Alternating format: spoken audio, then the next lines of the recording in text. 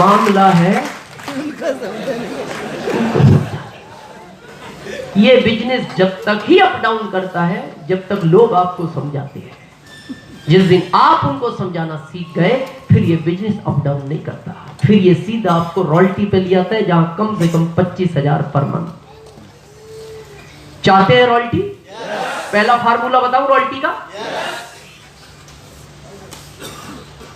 ये भारत देश किसका है? हमारा। आप पत्नी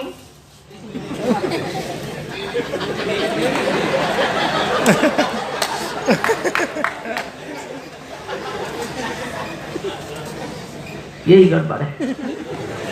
देश हमारा है और पत्नी मेरी है। पत्नी हमारी क्यों नहीं हो सकती जब देश हमारा है?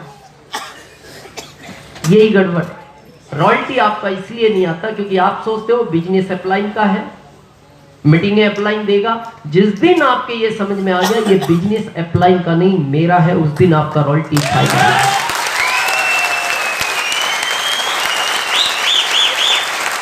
चाहते हैं रॉयल्टी? पहला फार्मूला, बिजनेस मेरा है। सेकंड,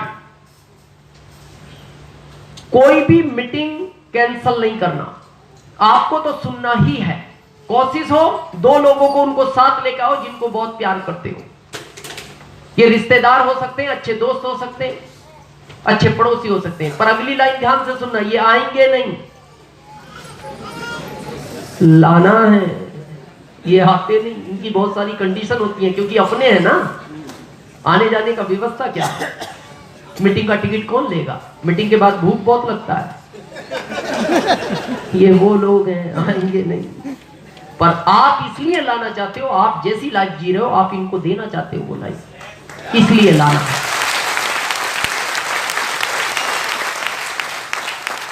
थर्ड, फैमिली को इन्वॉल्व करें। अभी मैडम कह रहे हैं, मैं बार बार कहता हूं फैमिली को पता है क्यों इन्वॉल्व करना चाहिए। ये बिजनेस, ये प्रोडक्ट फैमिली के प्रोडक्ट है। मान लो आज आप देखो, आपको समझ में आएगा क्यों लाना चाहिए फैमिली को। मैं ये नहीं कहता बहुत दूर से आए हो, इजी वे में अगर लोकल है ला सकते हो तो लाना चाहिए। क्योंकि आप देखते हो बहुत सारी इंश्योरेंस की कंपनियां आपको कॉल करती हैं, सर आप वेरी लकी, इस शहर के 200 लोगों में आपको चुना गया, शाम को एक कॉन्फ्रेंस है, आपको आना है, डिनर हमारी तरफ से, लेकिन पत्नी साथ में आना कंपलसरी है, अनिवार्य। आप कहते हो पत्नी नहीं है, बोले फिर आप भी नहीं आए, पत्नी चाहिए। जब वो पत्नी उसमें जाती है तो पता है वो ट्रेनिंग देता है, खाना भी खिलाता है, कॉफी भी पिलाता है। ट्रेनिंग देते टाइम पता है क्या बोलता है उस आदमी के सामने उसकी पत्नी को? जब ये मर जाएंगे तुम्हें 50 लाख मिलेगा।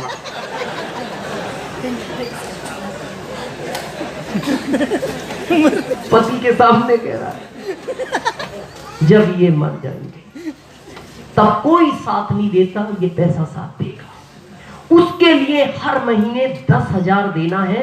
और मैं ये भी जानता हूं ये देंगे नहीं क्योंकि ये तुम्हें प्यार नहीं करते, लेकिन तुम्हें पता है ये आए हैं जाएंगे, और हो सकता है तुमसे पहले चले जाए। वो बाहर निकलता है, पत्नी को बोलता है मैं इसीलिए मना करता हूं, ये कॉल करते हैं दिन में, ये कुछ नहीं है, ये इमोशनल ब्लैकमेल है। पत्नी बोलती है मैं नहीं जानती, आप ये बताओ मेरे लिए 10,000 आपके पास है या नहीं? वो लेकर ही छोड़ती है। क्यों? साथ में थी, वो अकेला था, वो उसके पिताजी से नहीं निकलवा सकता 10,000। 10 क्या, वो 10 रुपए नहीं दे, अकेला आता तो इसका खाना भी 2 टाइम का खा के जाता और इसको पैसा नहीं देता। क्यों निकलवा लिया? पत्नी साथ में थी। अब जैसे मान लो आप कपल प्लान दिखाने गए, होम मीटिंग लेने गए या 1-to-1 प्लान दिखाने गए, पत्नी को साथ ले जाओ। पत्नी क्या है, किसी के भी किचन तक पहुंच सकती है, पुरुष नहीं जा सकता किसी की किचन तक। और महिलाएं आपस में ओपन बात करती हैं, कभी भी। पुरुष तो छिपाता है, इमेज का मामला। पत्नी बोल देती है आपको पता है कितनी तकलीफ है, कंपनियां प्रेशर देती हैं, टेंशन में रहते हैं, सैलरी भी कम कर दिया, कुछ लोग कंपनी से निकाल दिए गए, पिछले महीने बच्चे की फीस नहीं भराई, किराना का सामान टाइम पे नहीं आता, दूध वाला 3 महीने से पेंडिंग है। तो वो फिर आपकी पत्नी उसको बोलती है ये एक ऐसा रास्ता है जहां जिंदगी की सारे कांटे निकल सकते हैं। फिर वो पत्नी, पता है आपकी पत्नी को क्या बोलती है? अब आप जाओ, अब आपको प्लान नहीं दिखाना, अब इनको प्लान मैं दिखाऊंगी।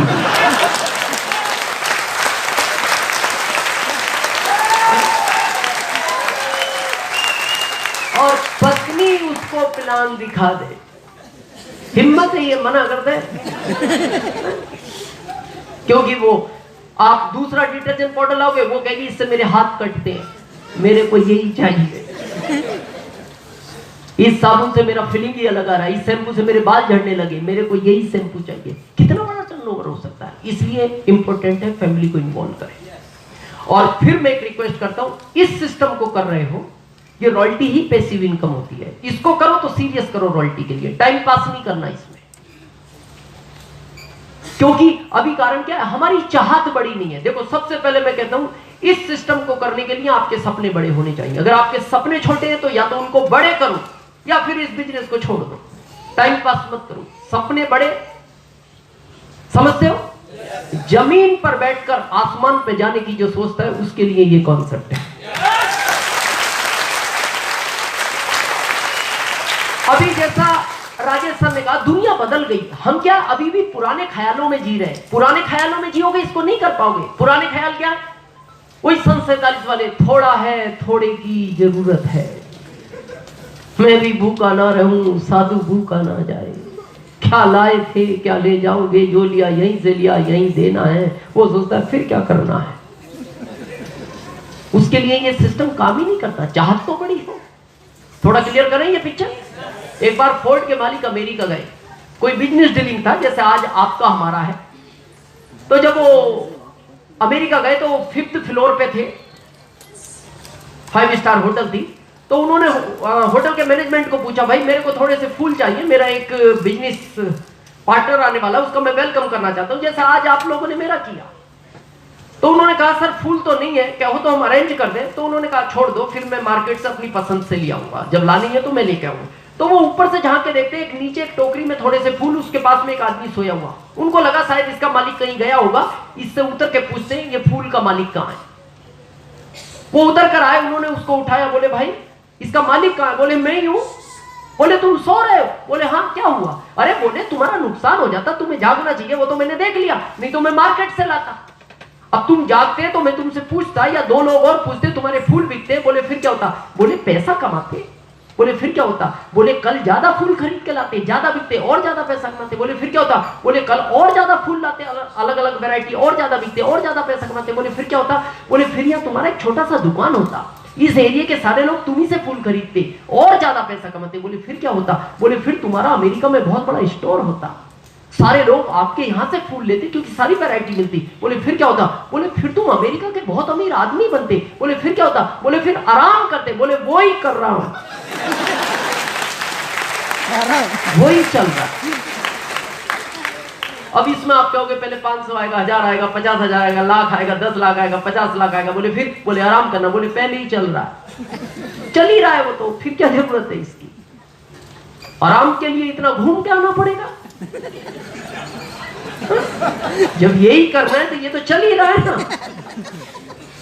इस सिस्टम के लिए सपना इतना बड़ा होना चाहिए कि जमीन पर बैठकर आसमान जाने का सपना अगर आपका है तो ये सिस्टम आपके लिए है।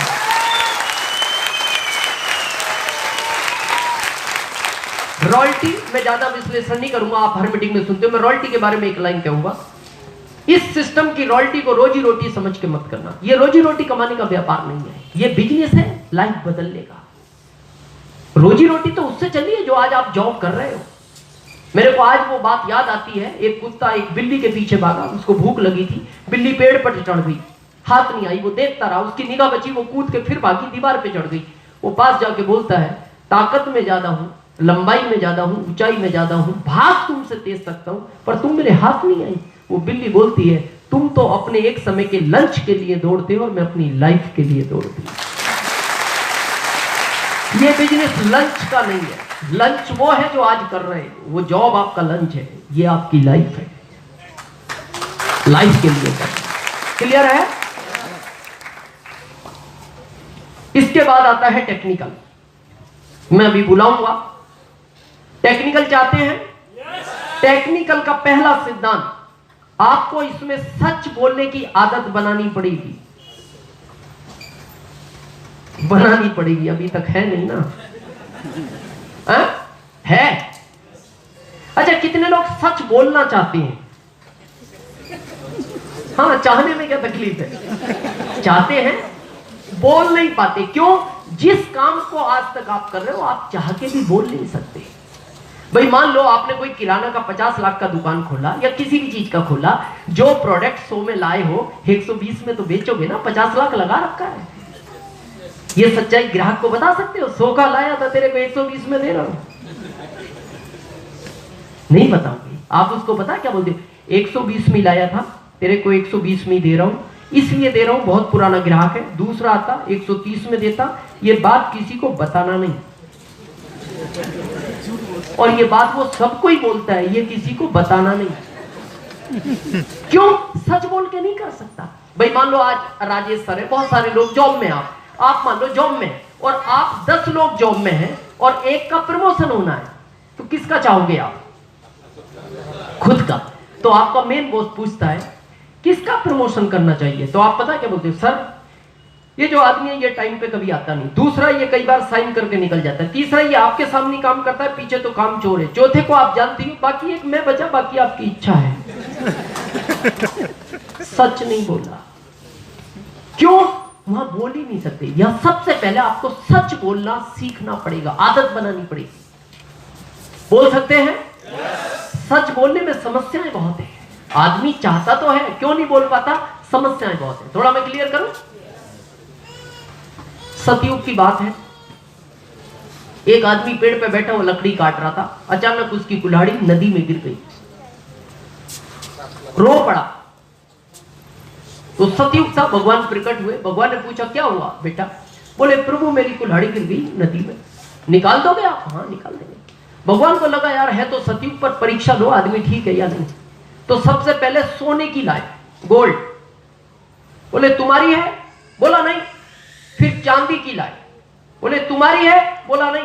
फिर लोहे की लाए जो उसकी थी। बोले ये तुम्हारी है? बोला हाँ। भगवान बड़े खुश हुए, कितना ईमानदार आदमी है। खुश होकर बोले जा ऐसा कर, तीनों तू ही ले ले। खुश हो गए, दे दी उसको, ये भी खुश हो गया। कुछ समय बाद फिर कलयुग ने पलटी खाई। यही आदमी एक दिन नदी के किनारे बैठा फिर रो रहा था। भगवान ने देखा यार बंदा तो वही है, बड़ा ईमानदार है, मदद करनी चाहिए, चलो कलयुग है तो क्या हो गया, पर बंदा तो वही है। आए, क्या हुआ? पत्नी नदी में गिर गई। निकाल दोगे? हाँ। अब भगवान को लगा यार मदद करनी चाहिए, बंदा वही है, पर उनको लगा कलयुग ने पलटी खाई है, इसकी परीक्षा लो। गए, सबसे पहले हिम्मा वाली को लाए। बोले तेरी है? बोला हाँ। भगवान ने कहा मैं जानता था कलयुग आया है और तू भी झूठ बोलने लगा होगा। बोला नहीं प्रभु। बोले देख, बोले मेरे को आपके पहला याद है, मैं जानता हूं आप हेमा वाली को लाए, मैं कह देता मेरी नहीं है। फिर आप ऐश्वर्या को लाते, आप कहते तेरी है, मैं कहता नहीं। आप फिर मेरी वाली को लाते, आप कहते ये तेरी है, मैं कहता आप कहते तीनों तू ही ले जा, मैं एक से ही परेशान हूं।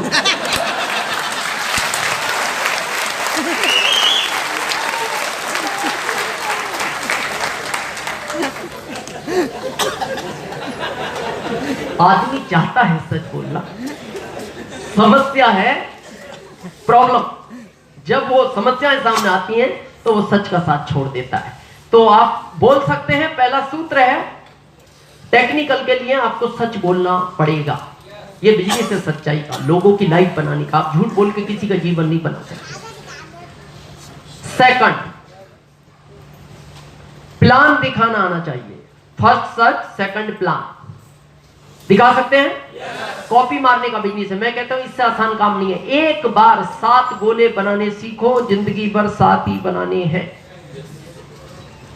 मेरे को 17 साल हो गए, मैं 7 ही बना रहा हूं। हर चीज में अपडेट हुआ, इन गोलों में अपडेट नहीं हुआ। साबुन का TFM बढ़ा, प्रोडक्टों की रेंज बढ़ी, ये वही है। कितना आसान काम है, एक ही बार तो सीखना है। और प्लान अपना खुद दिखाओ, अपलाइन के भरोसे नहीं रहना, वो अपलाइन आएगा प्लान दिखाएगा। नो, मोर प्लान मोर बिजनेस। आप अपना प्लान दिखा रहे हो, अपने बिजनेस में हो, अपलाइन प्लान दिखाती है तो आप अपलाइन के बिजनेस में, और बिजनेस मेरा होना चाहिए अगर रॉयल्टी चाहिए। दिखा सकते हैं प्लान, डरना नहीं। हम प्लान क्यों नहीं दिखाना चाहते? सामने कई बार हमारे से अपडेट व्यक्ति होता है, इंजीनियर है, डॉक्टर है, तो वहां क्या होता है, घबरा जाते हैं हम। वो दिखाना इधर बना रहे रिटेलर, वो इधर बन जाता है, बन जाने दो। और वहां गलती ये नहीं करना, वो भारत बन, ओ सर सॉरी सॉरी, या नहीं, कोई सॉरी वोरी नहीं, बन गया यही रहेगा। काय का सॉरी, काय का सॉरी, बन गया यही रहेगा। अब आपके दिमाग में प्रश्न आएगा, अगर सामने वाले को ये गलत लगा, उसे पता होता ये इधर होता है, इधर होता ना।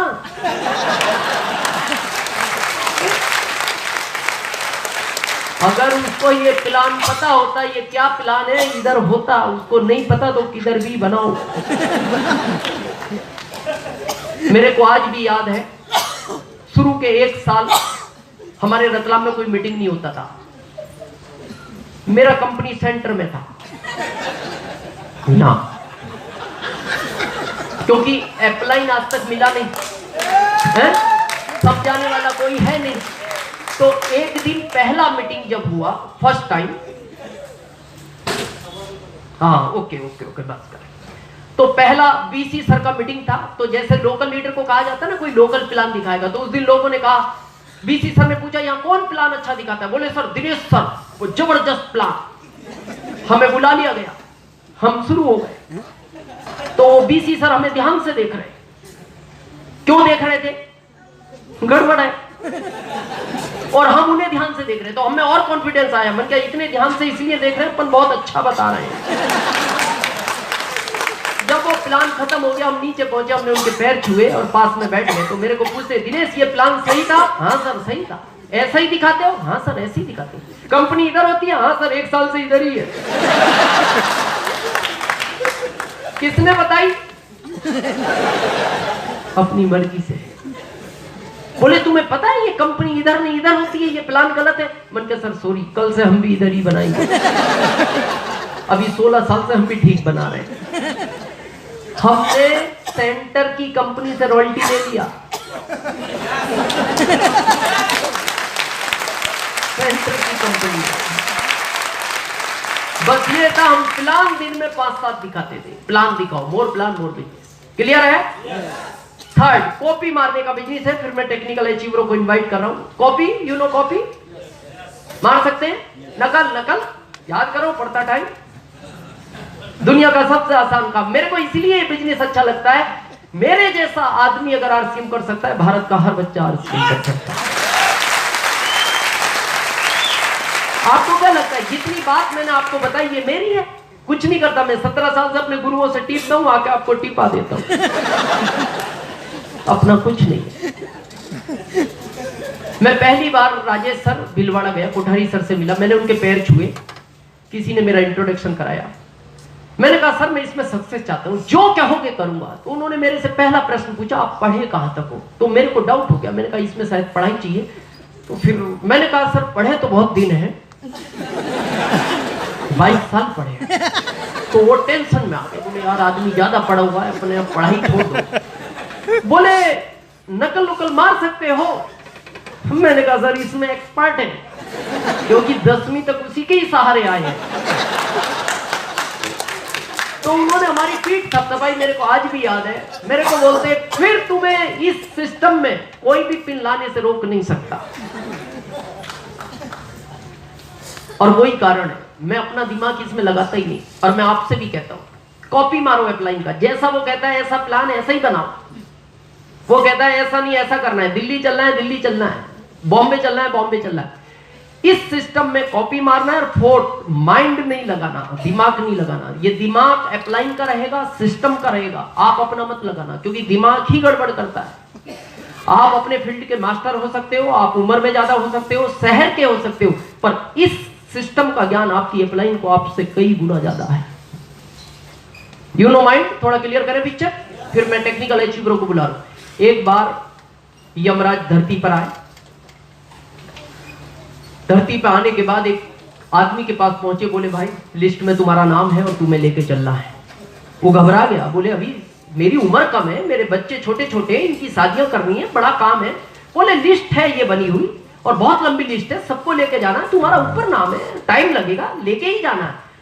तो उसने दिमाग लगाया, बोले यार बचने का दिमाग लगाओ, जैसे हम भी लगाते हैं कई बार, अप्लाइन करिए ऐसा करो, अरे अपने दिमाग से करेंगे। तो उसने क्या दिमाग लगाया, वो बोलता है यमराज को, प्रभु मैं चलूंगा आपके साथ, ऐसा करो तुम थके हो, इतनी दूर से आए हो, मैं तुम्हें थोड़ा सा कुछ खिलाता पिलाता हूँ, ऐसा मिष्ठान खिलाऊंगा, आपको भी आनंद आएगा। और आपने वो कभी खाया नहीं, क्योंकि आज तक जो है ना भगवान इनको भोग लगाते हैं अपन, दूध मेवा मिष्ठान। वो छाछ ले आया, छाछ लस्सी, और लस्सी में उसको लगा पहली बार पियेंगे टेस्ट समझ में नहीं आएगा, उसमें मिला लाया नींद की दवा। प्रभु बहुत अच्छी चीज है लिक्विड, पियो आप। पीने के बाद उनको तो नींद लग गई, उसमें नींद की दवा थी। उसने इतनी देर में क्या करा, दिमाग लगा के अपना नाम ऊपर से काट के नीचे लिख दिया। बोले इतने आएंगे घूम के, अपने बच्चे बड़े हो जाएंगे, कामकाज हो जाएगा, लंबी लिस्ट है, बाद में आएगा, लिस्ट के नाम से चलेंगे। जब उनकी नींद खुली, उन्होंने कहा यार क्या चीज पिलाई, जिंदगी में पहली बार ऐसा लिक्विड पिया, बड़ा आनंद आया, बड़ी अच्छा रिलैक्स हुआ, और आज हम तुमसे खुश हैं। अब हम सोचते हैं अब हम नीचे से लिस्ट शुरू करेंगे।